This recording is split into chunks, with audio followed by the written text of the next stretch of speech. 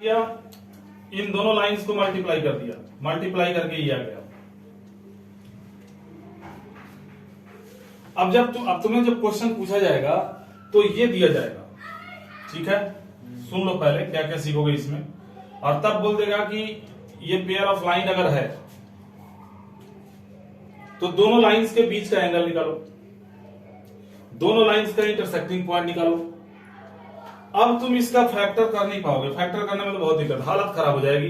तुम अगर सोचो कि इसका फैक्टर हम कर लें, इतना इंटू इतना कर लें, बहुत मुश्किल है। Yes sir. लाइन के तुम जितने कंसेप्ट पढ़ चुके हो उन सभी कंसेप्ट से रिलेटेड क्वेश्चंस पूछा जा सकता है। यह भी बोल सकता है कि इसमें जो दो लाइन है उसके एंगल बाइसेक्टर का इक्वेशन बनाओ।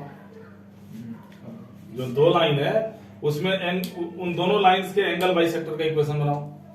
अब बनाओ तो कुछ भी पूछा जा सकता है। तो पहले तो मैं इस पूरे कंसेप्ट को पढ़ाऊंगा कि कैसे कैसे हम इसका एंगल निकालेंगे, या बाइसेक्टर का इक्वेशन बनाएंगे, या एक्स इंटरसेप्ट वाई इंटरसेप्ट 2 गुना 3 गुना दे दिया तो कैसे सॉल्व करेंगे।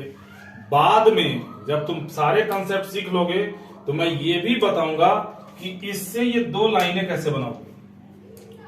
फैक्टर करना तो मुश्किल है, फिर भी ये कैसे पता करोगे कि इसमें कौन सी दो लाइन है, ये सारी चीजें तुम पढ़ोगे। यहां ध्यान दो,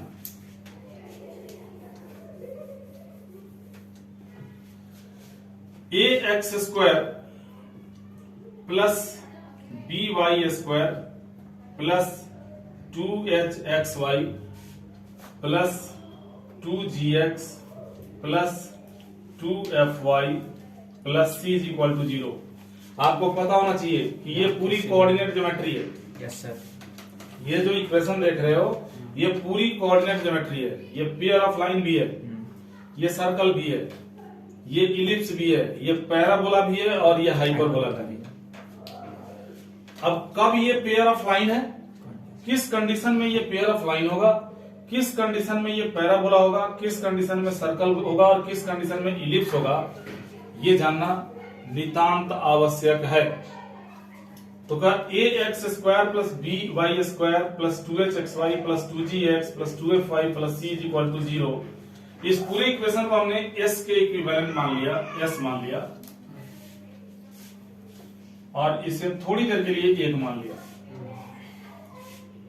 s represents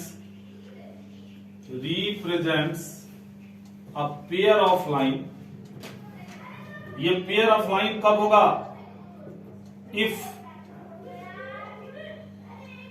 ABC plus 2HGF minus AF square minus BG square minus CH square is equal to 0।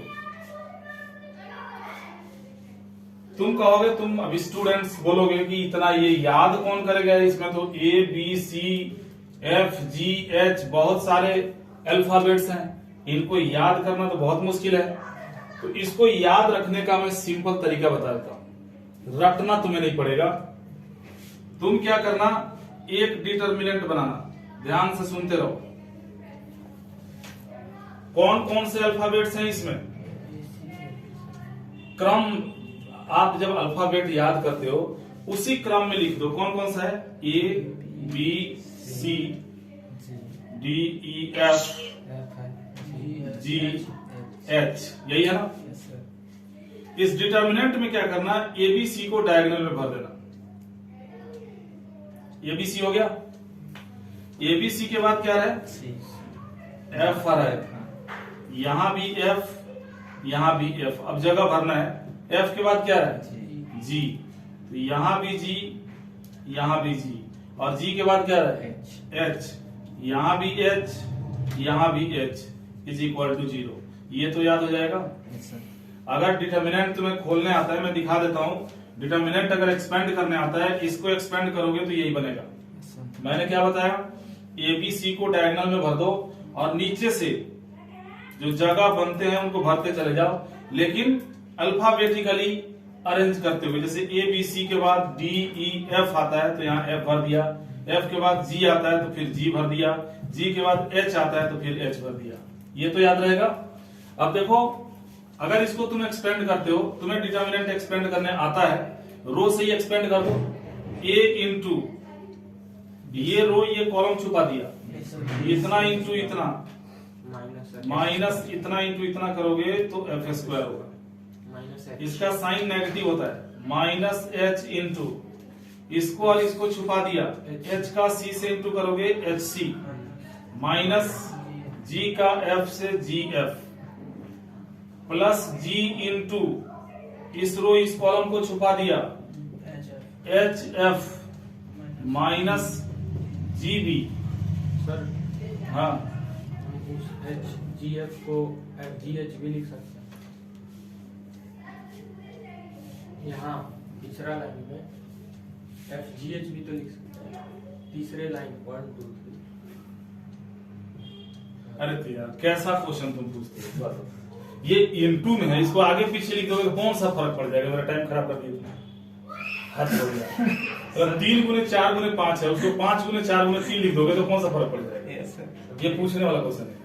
जा ए से इंटू करोगे तो ये हो जाएगा एबीसी, हद हो गया, minus A F square minus C H square plus H G F plus H G F minus BG square. देखना ये बन गया कि नहीं बन गया, बन गया A B C H G F और एच जी एफ मिलकर हो गया 2HGF minus A F square minus BG square minus C H square बराबर 0। बना ना भाई। तो याद इसको अगर तुम नहीं रट सकते, डिटर्मिनेंट तुम्हें एक्सपेंड करने आता है, तो इसमें तो कुछ रटना भी नहीं है। ये ध्यान रखो, अगर ये 0 के बराबर आ गया तब ये पेयर ऑफ स्ट्रेट लाइन होगा, और अगर 0 के बराबर नहीं आया, if A B C plus 2HGF minus A F square minus BG square minus C H square is not equal to 0, अगर ये 0 के बराबर नहीं है, then S represents a conic. S represent a conic. फिर ये जो इक्वेशन है ये कोनिक को रिप्रेजेंट करेगा। अब कोनिक में भी सर्कल कब होगा, पैराबोला कब होगा, इलिप्स कब होगा, हाइपरबोला कब होगा। तो यहां देखो 1 नंबर सर्कल कब होगा, सर्कल तब होगा, इक्वेशन तुम्हारे सामने है, ध्यान से देखो, ए और बी बराबर होना चाहिए, मतलब coefficient of X square is equal to coefficient of Y square. Second condition, H की वैल्यू 0 हो जाएगी, यानी सर्कल का इक्वेशन जब कभी भी तुम बनाओगे, कैसा भी सर्कल हो, चाहे उसका सेंटर कहीं भी हो, रेडियस कुछ भी हो, सर्कल के इक्वेशन में एक्स वाई एक साथ कभी नहीं आएगा, x इंटू वाई एक साथ नहीं आएगा। तीसरा कंडीशन, जी स्क्वायर प्लस एफ स्क्वायर बड़ा होगा AC के, जी स्क्वायर प्लस एफ स्क्वायर बड़ा होगा AC के। अगर ये 3 कंडीशन फुलफिल हो गया तब तो बन जाएगा सर्कल।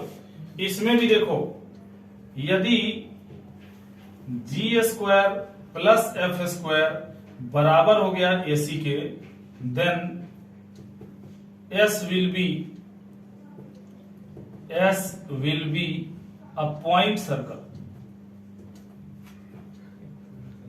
मतलब ऐसी कंडीशन में रेडियस 0 हो जाएगा, यानी सर्कल नहीं बन पाएगा, एक पॉइंट बनेगा, सिर्फ सेंटर उसमें रह जाएगा। बी पॉइंट देखो, अगर एच स्क्वायर AB के बराबर हो गया,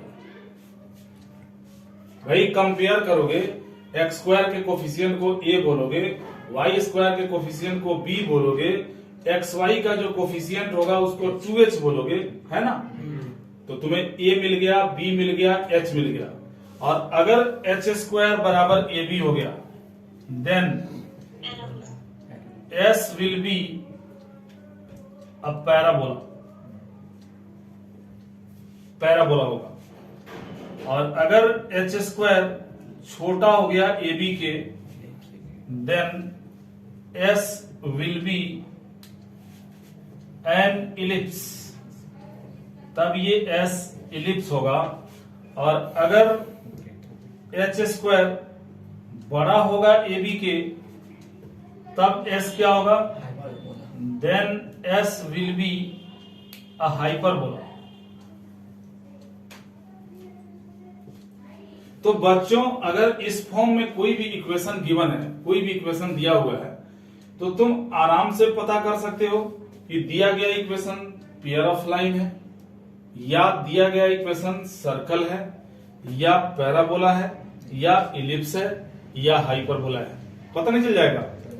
आपको सीधे उस इक्वेशन को इसके साथ कंपेयर करना है। थोड़ी सी मेहनत यही होगी। कंपेयर करने के बाद साइन के साथ कंपेयर करोगे, कंपेयर करने के बाद ए मिल जाएगा, बी मिल जाएगा, एच मिल जाएगा, जी मिल जाएगा, एफ मिल जाएगा और सी मिल जाएगा। इसको छोड़ो, डिटर्मिनेंट में जैसे बताया वैसे डाल दो, सभी वैल्यूज को डाल दो। डालने के बाद अगर ये जीरो एक्सपेंड करके जीरो के बराबर आ गया, तब तो पेयर ऑफ लाइन होगा। जीरो के बराबर अगर नहीं आया, इसको एक्सपेंड किया हमने और जीरो के बराबर नहीं आया, तो इनमें से चारों में से कोई एक होगा। जब जीरो के बराबर नहीं आया तो जरूरत पड़ेगी किसकी, ए की, बी की और एच की। तब एच स्क्वायर निकालो और ए बी निकालो।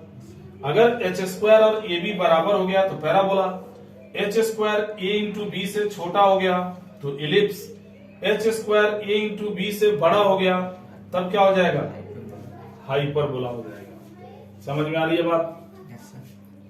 तो आगे बढ़ा जाए।